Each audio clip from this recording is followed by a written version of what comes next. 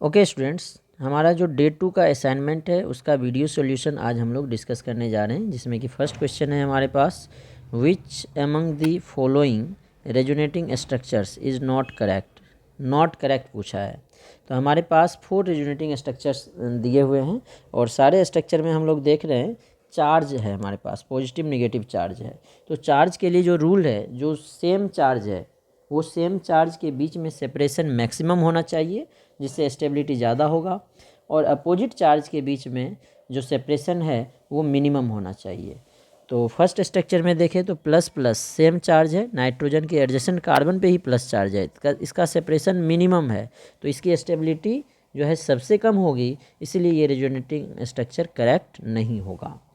अब यहाँ पे देखो plus minus opposite charge, minimum distance सही है, माइनस प्लस ये भी सही है, प्लस माइनस ये भी सही है। यहाँ देखो माइनस प्लस सही है, प्लस माइनस माइनस प्लस, इधर भी माइनस प्लस है, प्लस माइनस है, माइनस प्लस है, तो ये भी सही है। फर्स्ट में जो है सेम चार्ज एक साथ आ गया और डिस्टेंस भी मिनिमम है, इसीलिए ये इनकरेक्ट होगा। तो फर्स्ट ऑप्शन इसका सही है, क्योंकि नॉट करेक्ट पूछा गया है। सेकेंड क्वेश्चन है, which amongst the following is strongest acid. तो एसिड के लिए हमने पढ़ा है, जो एसिड है उसका अगर कंजुगेट बेस की स्टेबिलिटी ज़्यादा होगी तो एसिडिक स्ट्रेंथ ज़्यादा होगी। तो कंजुगेट बेस बनाते कैसे हैं, H+ निकाल के। तो CHBr3 से H+ निकालेंगे तो क्या बन जाएगा, C पे माइनस चार्ज आएगा, इसके साथ 3 ब्रोमीन आएगा, 1 2 3।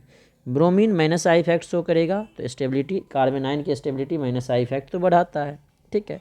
अब बी में क्या है, सी से 3 आयोडीन है, H+ निकाल लेंगे तो सी पे माइनस चार्ज आएगा, आई भी माइनस आई इफेक्ट शो करता है, ठीक है। लेकिन ब्रोमीन से लेस इलेक्ट्रोनेगेटिव आयोडीन है, इसीलिए ये कम स्टेबल होगा। हमें स्ट्रॉन्गेस्ट निकालना है सबसे ज़्यादा। सिमिलरली CHCl3 में H+ निकाल लेंगे तो सी पे नेगेटिव चार्ज, 3 क्लोरीन होगा, क्लोरीन भी स्टेबिलिटी बढ़ाएगा, ब्रोमीन भी बढ़ाएगा, और आयोडीन भी बढ़ाएगा। तो सबसे ज़्यादा क्लोरीन बढ़ाएगा, उसके बाद ब्रोमीन, उसके बाद आयोडीन। अब डी ऑप्शन में है, H+ निकाल लेंगे तो सी के साथ Cn आएगा, Cn आएगा, और इधर भी Cn आएगा। तो ये इंडक्टिव के अलावा माइनस M इफेक्ट शो करेगा। ये जो माइनस चार्ज है ये पाई बॉन्ड के कंजुगेशन में है, देखो इधर भी रेजोनेंस होगा, सिमिलरली इधर भी रेजोनेंस होगा, इधर भी रेजोनेंस होगा। तो रेजोनेंस से नेगेटिव चार्ज स्टेबलाइज हो रहा है, इसीलिए इसका जो कंजुगेट बेस है वो सबसे ज़्यादा स्टेबल हुआ है, इसीलिए इसकी एसिडिक नेचर सबसे ज़्यादा होगी। तो सेकंड का डी पार्ट करेक्ट होगा।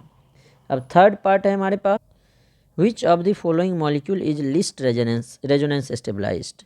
तो फर्स्ट में देखो बेंजीन है, तो इसमें तो रेजोनेंस होगा, सारा प्लेनर मॉलिक्यूल है और इलेक्ट्रॉन भी मूव कर रहेगा, 4n+2 की वैल्यू, 3 बॉन्ड मूव कर रहा है, 6 होगा, तो यहाँ से n की वैल्यू 1 एरोमेटिक है।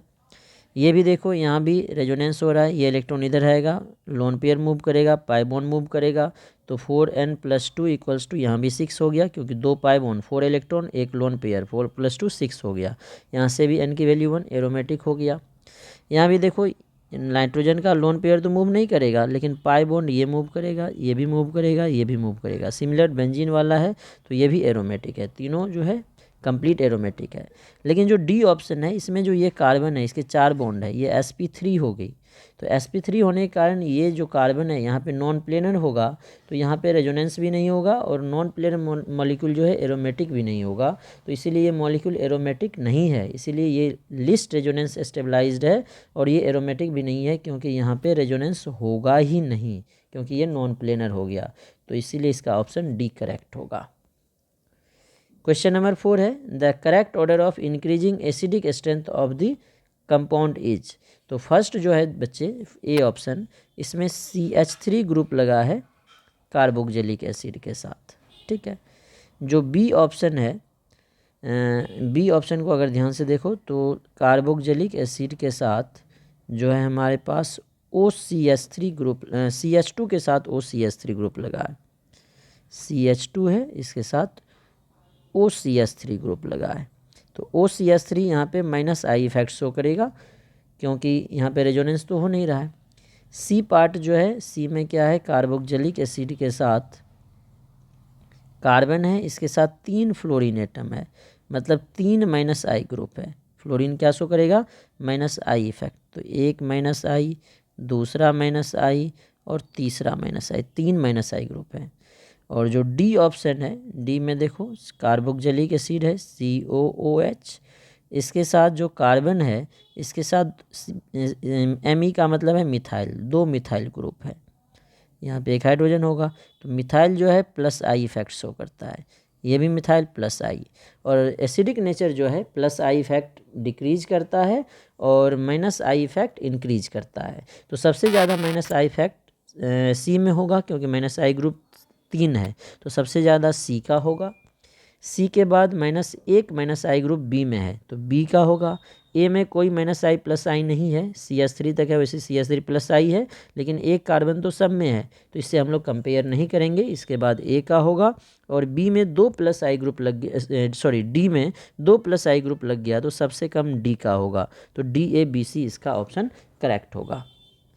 नेक्स्ट क्वेश्चन नंबर 5 है हमारे पास। इसमें ए ऑप्शन बेंजाइल है, ये विनाइल है, बी में इथाइल है, डी में एसिटिलाइड है कार्बोकेटाइन।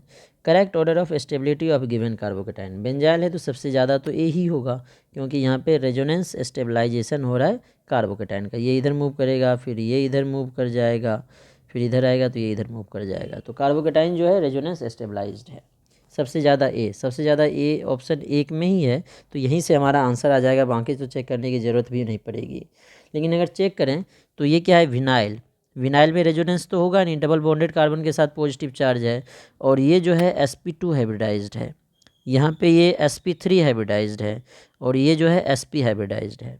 तो यहाँ पे S character, percentage S character जो है 25% होगा, 1/4 इंटू 100, ये 1/3 इंटू 100, 33.3%, ये 50%। S कैरेक्टर बढ़ने से इलेक्ट्रोनेगेटिविटी बढ़ जाती है, और इलेक्ट्रोनेगेटिविटी बढ़ने से माइनस आई इफेक्ट बढ़ेगा, और माइनस आई इफेक्ट कार्बोकेटाइन की स्टेबिलिटी को डिक्रीज करता है। तो सबसे कम जो है डी का होगा, क्योंकि इस यहाँ पे माइनस आई इफेक्ट सबसे ज़्यादा होगा, एस कैरेक्टर मैक्सिमम है। डी के बाद बी का, बी से ज़्यादा सी का, सी से ज़्यादा ए का, सबसे ज़्यादा ए, फिर सी, फिर बी, फिर डी। ए ऑप्शन करेक्ट है। नेक्स्ट क्वेश्चन है the correct stability order of the following carbocation. इस कार्बोकेटाइन का भी स्टेबिलिटी ऑर्डर पूछा गया है। देखो ये जो है सेकेंडरी है, ये प्राइमरी है, ये बेंजाइल है। तो यहाँ भी सेम रीजन, जो बेंजाइल कार्बोकेटाइन है इसकी स्टेबिलिटी सबसे ज़्यादा होगी। बेंजाइल कार्बोकेटाइन रेजोनेंस स्टेबलाइज्ड होता है, जैसा कि हमने ऊपर भी डिस्कस किया था। ये इधर मूव करेगा, ये इधर आएगा, ये इधर मूव करेगा, रेजोनेंस होगा। तो रेजोनेंस के कारण सबसे ज़्यादा थर्ड का होगा। सबसे ज़्यादा थर्ड ए में भी है और डी में भी है। अब हमें 1 और 2 को देखना पड़ेगा।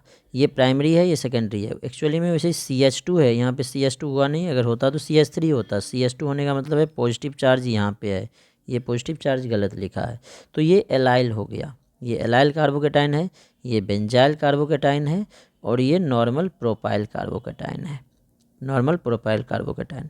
तो एलाइल, जैसे बेंजाइल में रेजोनेंस हो रहा है, एलाइल में भी रेजोनेंस होगा, तो रेजोनेंस के कारण इसकी भी स्टेबिलिटी ज़्यादा होगी। और यहाँ पे प्लस आई ग्रुप है, तो प्लस आई ग्रुप भी स्टेबिलिटी बढ़ाता है, लेकिन प्लस आई ग्रुप से यहाँ पे प्लस एम ग्रुप हो रहा है, और ये भी प्लस एम ग्रुप हो रहा है, तो प्लस एम ग्रुप की जो स्टेबिलिटी बढ़ाने की टेंडेंसी है वो ज़्यादा होगी। तो सबसे ज़्यादा थर्ड, थर्ड के बाद फर्स्ट, फर्स्ट के बाद सेकेंड।